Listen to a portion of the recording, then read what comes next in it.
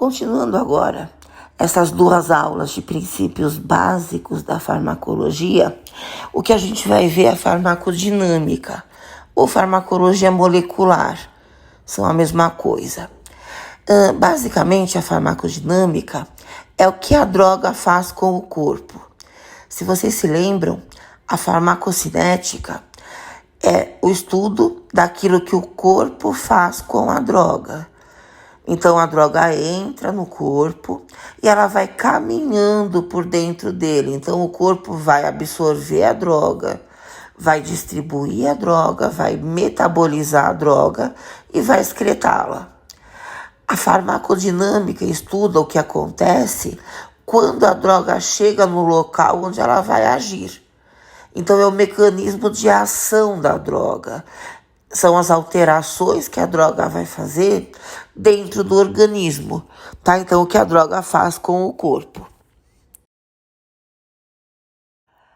A farmacologia molecular, como o próprio nome diz, molecular, ela depende muito de interações químicas. Como a base de bioquímica de vocês é pequena, eu retirei a parte mais aprofundada de bioquímica, até porque vocês não precisam saber isso. Então, a gente vai dar uma olhada nos conceitos fundamentais da farmacodinâmica, mas aplicados àquilo que vocês vão precisar saber. Tá? Não precisa saber para a prova, embora a prova também exista. O que vocês vão precisar saber durante a vida prática de vocês. Primeiro, vamos dar uma olhada num conceito de farmacologia que talvez vocês não tenham. Porque qual é a ideia que as pessoas têm da farmacologia? Farmacologia é a arte de você decorar 300 nomes de drogas num semestre ou de fazer os 300 caberem numa cola só. Depois que você decorou aquilo, fez a cola, usou na prova, você apaga tanto da tua mente quanto da tua cola. Então, a farmacologia normalmente é vista desse jeito, tá? O que é uma injustiça com a farmacologia, coitada. A farmacologia, na verdade, o que ela vai estudar é a comunicação entre as células.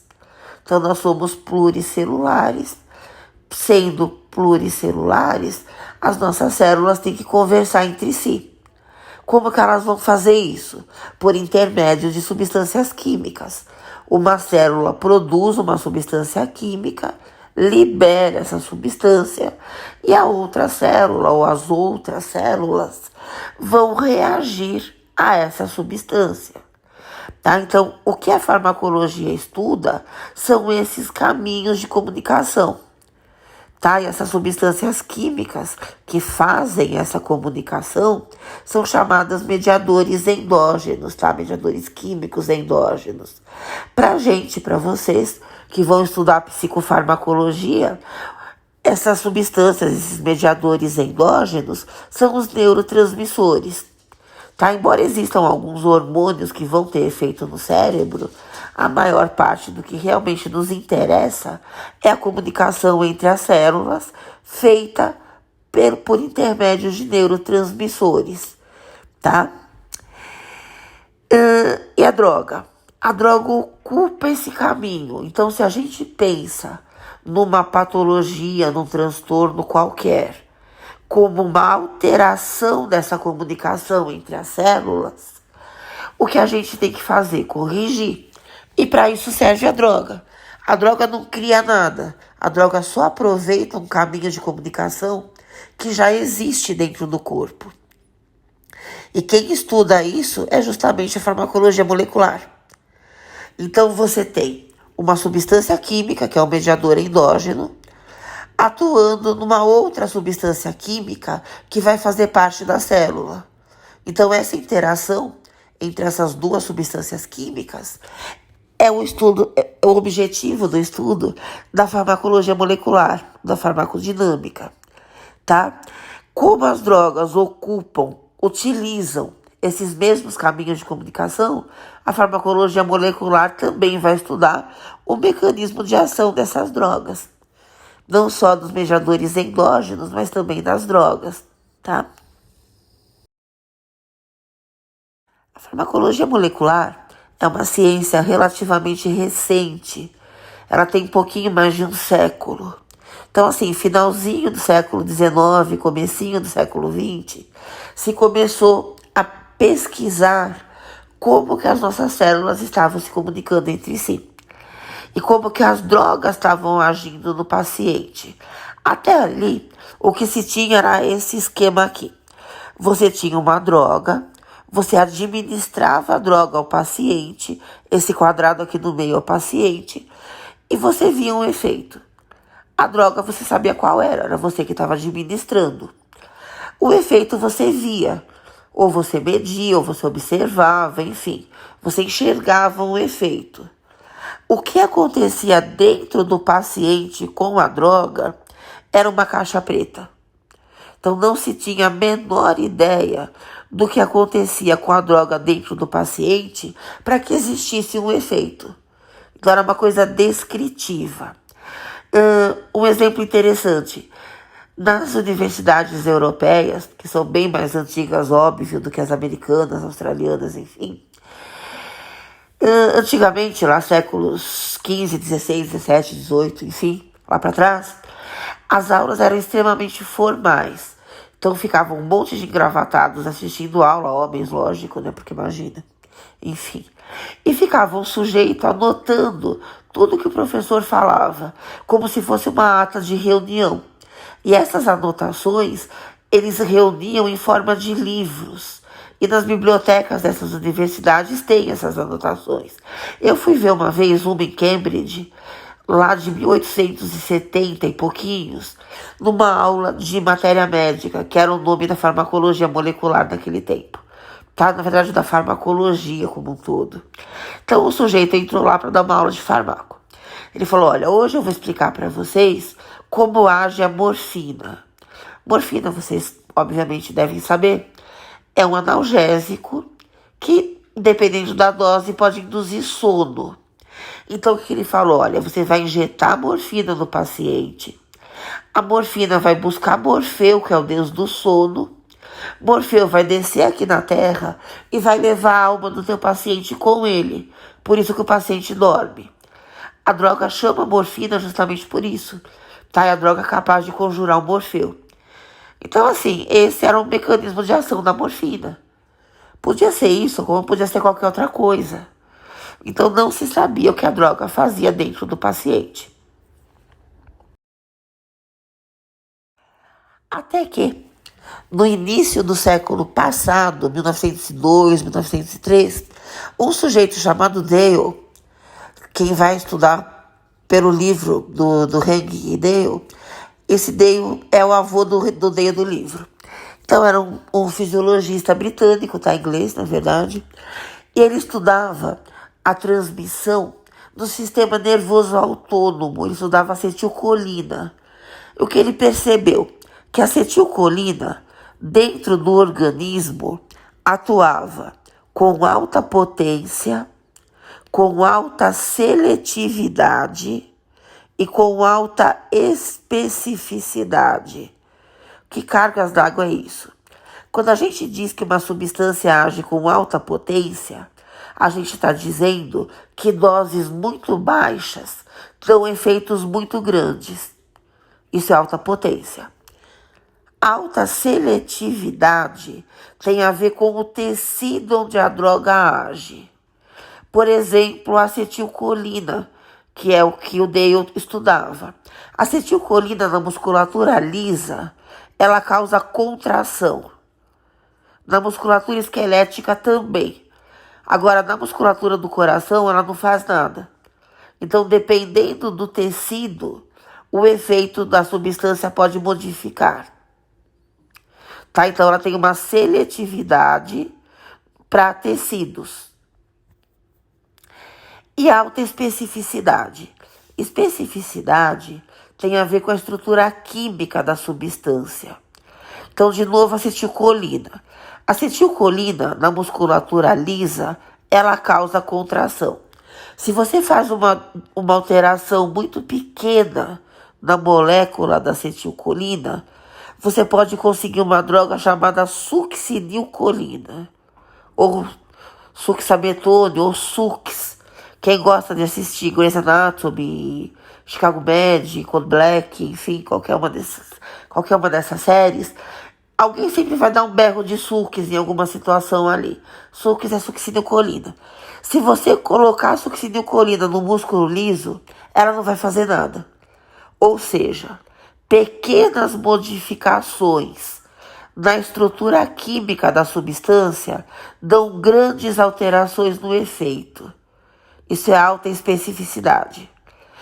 Destas 3 características, que outros autores, depois do Dale, perceberam que eram aplicadas a todos os mediadores endógenos. Então, todas as substâncias que a gente produz no organismo para comunicar as nossas células entre si, agem desta maneira, com essas 3 características. Daí, um sujeito chamado Furchtgott, lá na década de 50, 1950 e poucos, ele falou, bom, se existe alta potência, significa que a substância não tem que agir na célula toda. Se ela precisasse impregnar a célula inteira para atuar, ela precisaria de mais quantidade para dar o efeito, uma dose maior. A potência seria baixa. Então a droga não age na célula inteira. A droga só age em alguns pedaços da célula. Como você tem uma alta seletividade, significa que esses pedaços, essas porções das células, onde os mediadores endógenos vão atuar, são diferentes em tecidos diferentes. Tá? Por isso que tem alta seletividade. Eles não são todas iguais, essas porções da célula, para todos os tipos de célula. Elas variam de acordo com o tipo de célula, de acordo com o tecido. E como a especificidade química é alta, significa que esses pedaços da célula são moléculas, são substâncias químicas, tá? Então daí ele falou que os mediadores químicos agem em alguns alvos moleculares e não na célula inteira. Então existem moléculas dentro da célula onde os mediadores endógenos atuam, tá? Para comunicar as células entre si.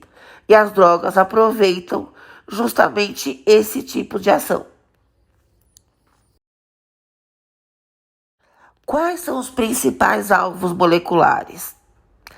A gente tem enzimas, canais iônicos, os ácidos nucleicos, DNA e RNA, transportadores, tá? Transportadores, por exemplo, as bombas de recaptura de serotonina e dopamina, que a gente vai estudar também nas aulas seguintes, que são importantes para os mecanismos de ação de antipsicóticos, antidepressivos, psicoestimulantes, então moléculas transportadoras de neurotransmissores.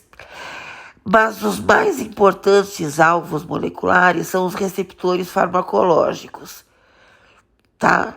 Por quê? Porque a maioria das substâncias endógenas que a gente usa no organismo para comunicar as células entre si, a maioria delas agem em receptores, que daqui a pouco a gente vai ver o que são, tá? Mas são os mais importantes. Então as drogas também, obviamente, na sua maioria, atuam nesses receptores. Se você perguntar para um bioquímico o que é um receptor, ele vai falar que é qualquer molécula da célula. Tá? Qualquer molécula da célula onde uma substância química pode atuar, eles chamam de receptores. O farmacologista já não. Tá? A gente já vai ver o que é um receptor pra gente.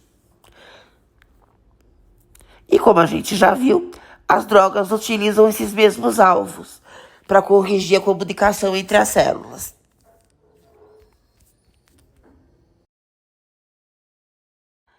E o que é então o receptor farmacológico? Receptores farmacológicos são proteínas da membrana, proteínas que fazem parte da membrana celular, viradas para fora da célula, para o meio extracelular, onde mediadores químicos endógenos e drogas atuam, gerando respostas das células.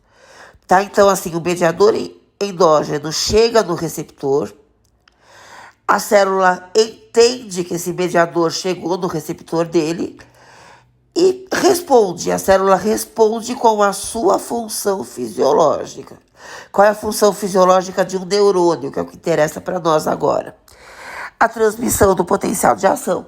Então, para você funcionar um neurônio, algum mediador químico, algum neurotransmissor, atua no receptor dele, tá?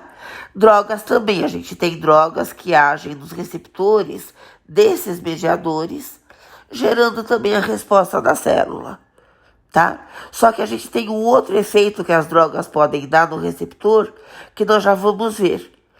Então, a droga, tá? Atuando no receptor do mediador químico endógeno, por exemplo, do neurotransmissor, pode fazer com que a célula responda com a sua função fisiológica. A droga age como se fosse o mediador. Só que a droga pode fazer uma outra coisa, que a gente vai ver em seguida. Aqui só para ilustrar alguns receptores. Então, a gente tem aqui dois neurônios, neurônio pré-sináptico, esse aqui de cima, o pós-sináptico de baixo, tá? Tudo que tá aqui é receptor. Então, receptor da neurocinina 1, NK1, receptor do tipo NMDA, receptor de glutamato, receptor AMPA, receptor MOR de opioides, tá? Inclusive de morfina, por exemplo. A gente tem receptores pré-sinápticos ali também, MOR, alfa-2, tudo isso é receptor. Então, proteínas de membrana, olha, elas estão fazendo parte da membrana e estão virados para fora da célula. Essas bolinhas vermelhinhas e azuisinhas que estão chegando no receptor são os mediadores endógenos. Eles vão chegando aqui, olha, vão interagindo com essas proteínas de membrana, a célula entende que houve essa interação e responde. Disso, a gente tira mais dois conceitos importantes. Primeiro, conceitos de agonistas. O que é um agonista? É isso que a gente acabou de ver. Agonista é uma substância que age no receptor, então interage com o receptor. A célula entende essa ação, essa interação, e responde. Responde como? Com a sua função fisiológica. Tá? Agonista é aquele que age. Então, em grego, agos é ação. Todos os nossos mediadores endógenos são agonistas, tá? Todos eles atuam nos receptores e a célula vai entender e vai responder. Muitas drogas também são. Então, a gente tem drogas agonistas, que agem no mesmo receptor do agonista endógeno, tá? No mediador químico endógeno. A célula vai entender e vai responder do mesmo jeito que responde ao mediador endógeno. Tá? A resposta é a mesma. Ela pode modificar em tamanho. Pode ter uma resposta maior do que o endógeno, menor do que o endógeno, mas é a mesma resposta. Tá? Agora, drogas podem também fazer o oposto. Drogas podem ser antagonistas também. Aí só drogas, tá? Não tem mediador endógeno antagonista. E o que é um antagonista? É um anti-agonista. É uma substância que vai no mesmo receptor do agonista, só que a célula não entende isso. Então a ação existe, a célula o antagonista interagiu com o receptor. A ação existe. Só que a célula não entende essa ação e ela não responde, tá? Enquanto você tem o antagonista ali interagindo com o receptor está modificado e o agonista dele não vai conseguir funcionar mais. Então o antagonista, ele não permite que o agonista atue no seu receptor, tá?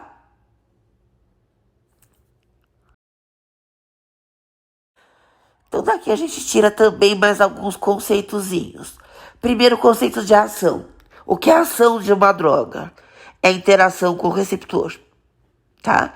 Interação com o receptor dela, ponto, não é o efeito. O que é efeito? É a resposta da célula, tá? Então a ação é quando a droga interage com o receptor. O efeito é quando a célula entende que existiu essa interação e responde. Tá? É uma resposta biológica. Bom, os agonistas têm ação e têm efeito. O agonista age no receptor, interage com ele, a célula entende e responde. Esse é o efeito. O antagonista também tem ação. Ele também age no receptor. Só que a célula não entende e não responde. Então ele não tem efeito. Tá? Por exemplo, acetilcolina de novo. A acetilcolina, na musculatura lisa, interage com um receptor chamado M3. Tá? O Buscopan, que é o N-metilbrometo de escopolamina, ele age no mesmo receptor, no M3. Ou seja, qual é a ação da acetilcolina? Interagir com o receptor M3. Qual é a ação do Buscopan? A mesma. Ele também interage com o receptor M3. São interações diferentes, é óbvio, mas os dois interagem, tá? A célula entende a interação da acetilcolina, ela contrai. Qual é o efeito da acetilcolina no músculo liso? Contração. E o Buscopan? O Buscopan interage com o receptor M3, só que a célula não entende essa interação e ela não responde. Qual é o efeito do Buscopan? Nenhum. O Buscopan não tem efeito. Macumba, eu tenho cólica, eu vou lá, tomo Buscopan, ele faz efeito. Ele não faz, tá? O que a gente chama de efeito, e chama errado, é o Buscopan diminuindo o efeito da acetilcolina. Porque enquanto ele está agindo no receptor M3, a acetilcolina não consegue agir, porque ele muda o receptor. Enquanto ele está ali, a acetilcolina não consegue atuar no receptor dela. Então ela vai diminuir o efeito. Então, quando você tem cólica e usa o Buscopan, não é que o Buscopan relaxa o teu músculo liso. Ele só não deixa a acetilcolina contrair. Então, o efeito que você vê não é o efeito dele. É o efeito menor da acetilcolina, tá? Que é o que está escrito aí. Então, a célula não vai responder ao Buscopan, só que ele vai mudar o receptor M3, e esse receptor não reconhece mais o agonista dele, que é a acetilcolina. Então você reduz a contração, não é que você relaxa, tá? Existe um outro tipo de antagonismo que é o fisiológico, que é diferente disso, mas não importa aqui pra gente, porque pros psicofármacos, tá? O antagonismo fisiológico não tem muita importância, na verdade até tem, só que as drogas não agem visando isso, tá? Então não vamos aprofundar muito nisso. Só lembrem desse tipo de antagonismo, que é chamado de antagonismo farmacológico, tá? Antagonista e agonista agem no mesmo receptor, isso é importante. Então, o antagonista farmacológico, que é esse que a gente está vendo, age no mesmo receptor do agonista e não deixa o agonista atuar, tá? O agonista tem ação e tem efeito, o antagonista tem ação, mas não tem efeito, porque a célula não responde a ele. Aqui apenas para complementar, porque se vocês forem estudar em algum livro, vocês vão ver conceitos chamados afinidade e eficácia, o que a gente não vai aprofundar, porque esses são conceitos quantitativos, tá? A gente tem que fazer medidas para poder falar em afinidade e eficácia. Mas afinidade pelo receptor é a medida da ação. Então, a medida do tamanho da ação é chamada afinidade pelo receptor, ou potência. Não é exatamente a mesma coisa, mas o pessoal usa livremente potência e afinidade como sinônimos. São a medida matemática do tamanho da ação da substância. E a medida do tamanho do efeito é chamada eficácia, tá? Então, agonistas têm afinidade maior que zero, porque ele vai interagir com o receptor. Eles vão interagir com o receptor. E eles têm eficácia maior do que zero. Por quê? Porque o agonista age no receptor, a célula entende e responde. Você mede essa resposta, ela é maior que zero, tá? Os antagonistas, eles têm afinidade também maior que zero. O antagonista interage com o receptor. mas a eficácia deles é zero, porque o efeito deles não acontece. Tá, existe muita gente falando bobagem, escrevendo bobagem em livros, dizendo que o agonista tem afinidade e tem eficácia. E o antagonista tem afinidade, mas não tem eficácia. Isso não existe. Ele tem eficácia, é zero. Quando a gente fala que a droga não tem eficácia, quer dizer que ela não age naquele receptor de jeito nenhum. Tá? O antagonista age no receptor. O antagonista daquele receptor age nele. Então ele tem uma eficácia, que é zero. O que ele não tem é efeito. Tá? É frescura, não é. Tá? Mas assim, vocês podem encontrar isso em livros e, enfim, em algum outro lugar. Então, pelo menos agora vocês sabem o que é. Bom? Mas o que me interessa é que vocês saibam o que é a ação da droga e o que é o efeito da droga. Agora a gente vai ver por que uma ação pode virar um efeito. Porque lembra, o receptor de uma proteína de membrana virada para fora, ela está lá na membrana. A droga está lá fora da célula, a droga não entra na célula para atuar. Só quem entra na célula para atuar são os hormônios. Tá? É uma exceção. A maior parte das drogas fica lá fora da célula, ela nem encosta no receptor. Se ela encostar no receptor, ela faz uma ligação química ali, covalente, e não desgruda nunca mais.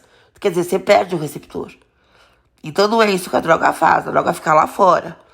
Ela interage com o receptor por forças eletromagnéticas, tá? A gente vai daqui a pouquinho dar uma pincelada nisso, mudando a conformação desse receptor, o formato da proteína, tá?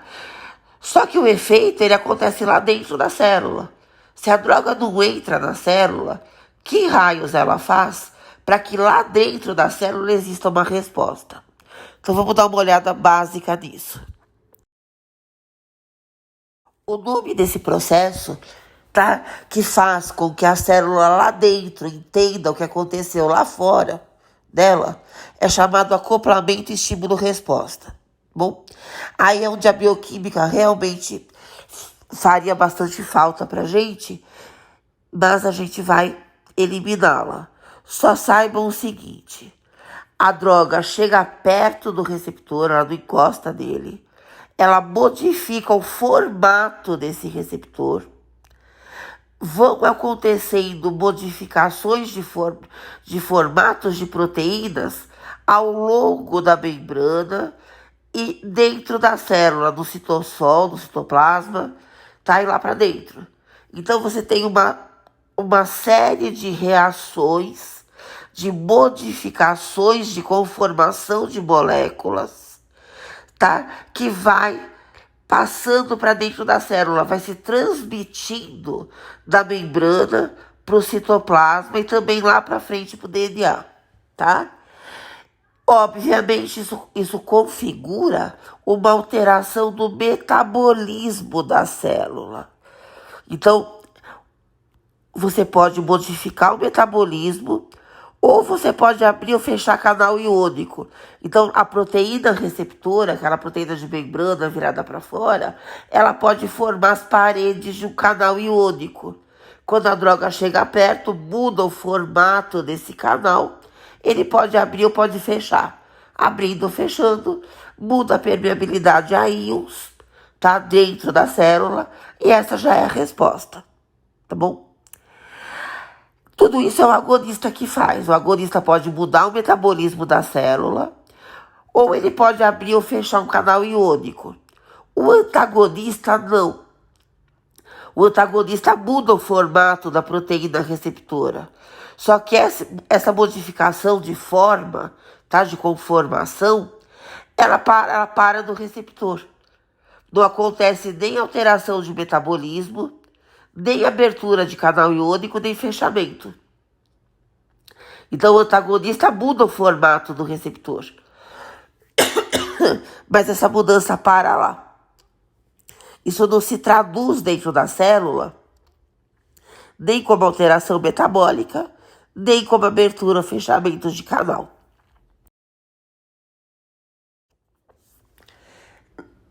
Na aula seguinte da que a gente vai ter, depois desta, a gente vai ver a introdução ao estudo da psicofarmacologia. A gente vai dar uma olhadinha um pouquinho melhor nisso de você mudar o metabolismo da célula por intermédio de uma substância lá fora no receptor. Tá? Isso é importante pra gente, para estudar o psicofármaco. Então a gente vai ver um pouquinho melhor. Tá? Mas por enquanto, basta vocês se lembrarem disso. Um agonista muda o formato do receptor lá na membrana. Isso pode modificar o metabolismo da célula ou pode abrir ou fechar um canal iônico. Tá? Se o receptor for um canal iônico, pode ter abertura ou fechamento. O antagonista, ele muda também a conformação, o formato da proteína receptora, só que essa alteração de formato para no receptor. Não acontece nem mudança de metabolismo lá dentro da célula e nem abertura ou fechamento de canal, tá? Por isso que a célula não está respondendo. Bom, então só para a gente fechar, a farmacocinética, olha, os 4 processinhos: absorção, distribuição, biotransformação e excreção, que aquele chamou de eliminação, que tá errado, tá? Se vocês encontrarem também em algum outro lugar, algum livro, alguma coisa, eliminação como sinônimo de excreção, isso tá errado. Eliminação é biotransformação mais excreção. Tá, enfim. Mas aqui só para lembrar para vocês que tá errado. Como o desenho não é meu, eu peguei desse site que tá ali, eu não posso modificar, tá? Mas eliminação aí significa excreção, embora não sejam sinônimos. E aqui do outro lado a farmacodinâmica. Então, o que a droga faz com o corpo. Então, a droga agindo nos receptores, olha, afinidade pelo receptor, eficácia e uma resposta biológica. Tá? O efeito. Então, uma ação e um efeito.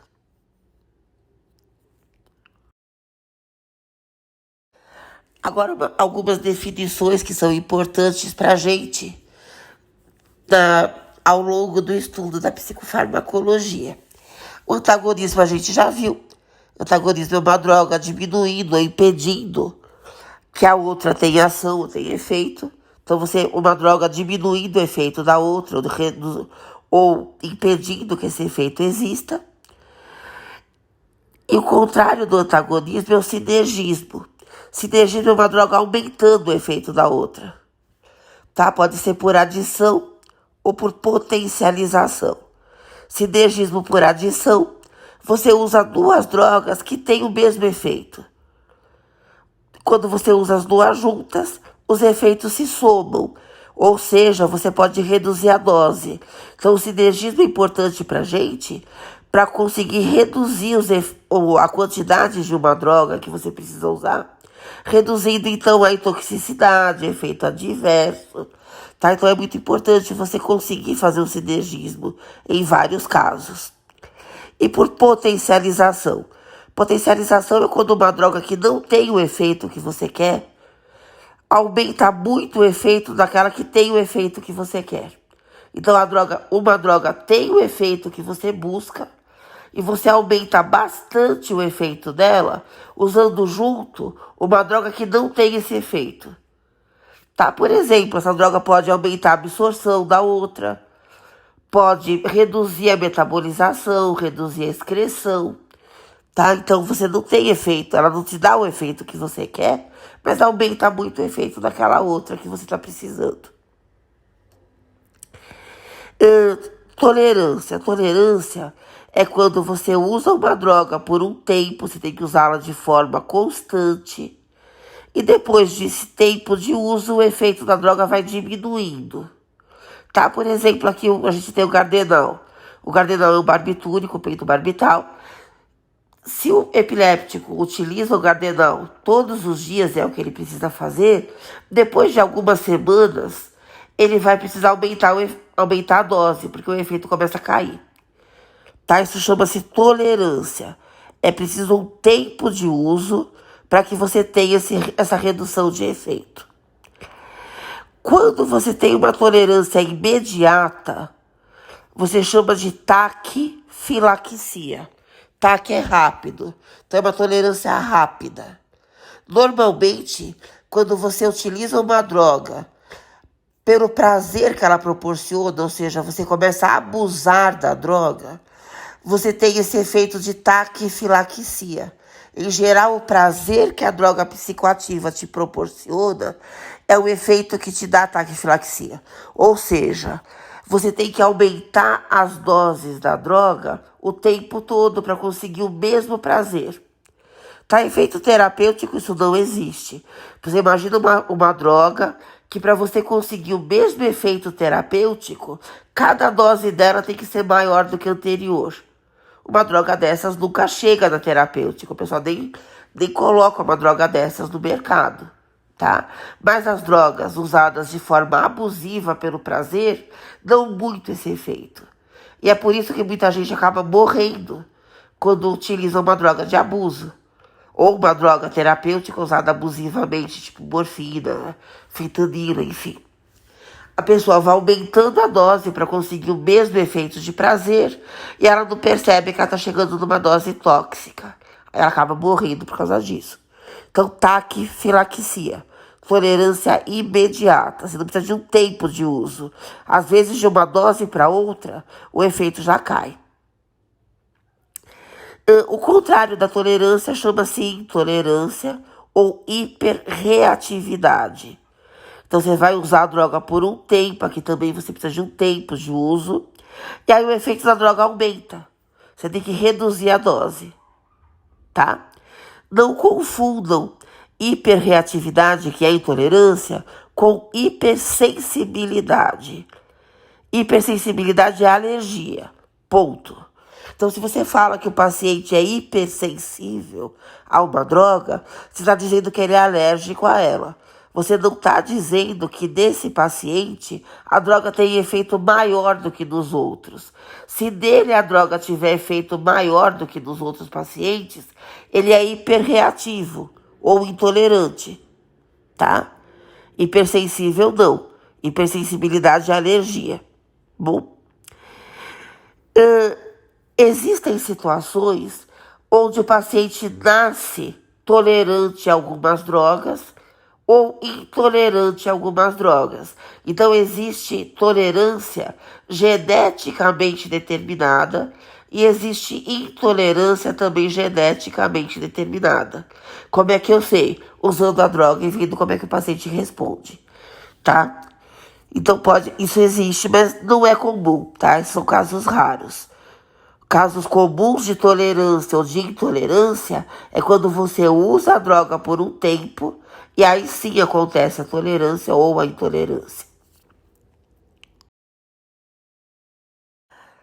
Aqui o conjunto de definições que acabam sendo usadas juntas normalmente, começando por baixo, idiosincrasia. O que é idiosincrasia? Idiosincrasia é um efeito inesperado e inexplicável de uma droga, tá? Então você não prevê esse efeito e você não explica, tá? Por exemplo, o paciente toma um Advil, um ibuprofeno para cefaleia, de repente dilata as pupilas dele. Existe algum motivo para o ibuprofeno dilatar pupilas? Não que a gente conheça, tá? Então por isso que você não prevê, não tá lá na bula do ibuprofeno, ele pode dilatar a pupila, tá? Porque não tem como prever isso. Isso é uma idiosincrasia. Você ainda não consegue explicar nem prever, tá? Diferente de efeito colateral. O efeito colateral, você tanto prevê quanto explica. E muitas vezes você pode aproveitar esse efeito, tá? O efeito colateral é simplesmente aquele que não é o teu objetivo, tá? Por exemplo, Fenergan. Fenergan é um antialérgico, tá? Prometazina. Ela age como antagonista de um receptor chamado H1. Um receptor de histamina chamado H1. Tá? Ele é um antagonista desse tipo que a gente viu, farmacológico, tá? Da histamina. Imagina que o teu paciente, ele tem uma alergia respiratória, tipo a minha, assim, que eu tô tendo uma crise agora. Então, qual é o teu objetivo para utilizar o Fenergan? reduzir os efeitos da histamina, tá, na alergia respiratória do paciente. Só que essa droga, ela vai atravessar a barreira hematoencefálica, lembram dela? Então é uma droga extremamente lipossolúvel, ela vai atravessar a barreira e ela vai chegar no cérebro. Chegando no cérebro, ela vai ter o mesmo efeito que ela tem na árvore respiratória. Ela vai continuar sendo antagonista da histamina no receptor H1. Isso no cérebro dá um sono dos infernos. Então esse é um efeito colateral. Tá? Você está utilizando a droga para alergia, a droga vai lá e te dá também um sono tremendo. Então esse sono é um efeito colateral. Agora, se teu paciente não é alérgico, ele é insone, e você decide utilizar a Fenergan dele para induzir sono, é um efeito colateral que você aproveita terapeuticamente, tá? É um efeito colateral, que a droga é uma droga antialérgica, só que você está aproveitando ela para induzir sono no paciente. É um efeito colateral que você está aproveitando terapeuticamente. Nesse caso, o efeito antialérgico é um efeito colateral, porque você não quer ele. Então o paciente não é alérgico, ele só não consegue dormir, tá? Então isso é um efeito colateral. Você explica e você prevê. Você pega a bula do Fenergan, tá lá, pode dar sono. Pode não, ele vai te dar sono. Então ele deprime o sistema nervoso central. Tá, e a gente sabe como é que ele deprime, a gente explica. Ele passa a barreira hematoencefálica e é antagonista da histamina no receptor H1. Tá, isso dá uma depressão central.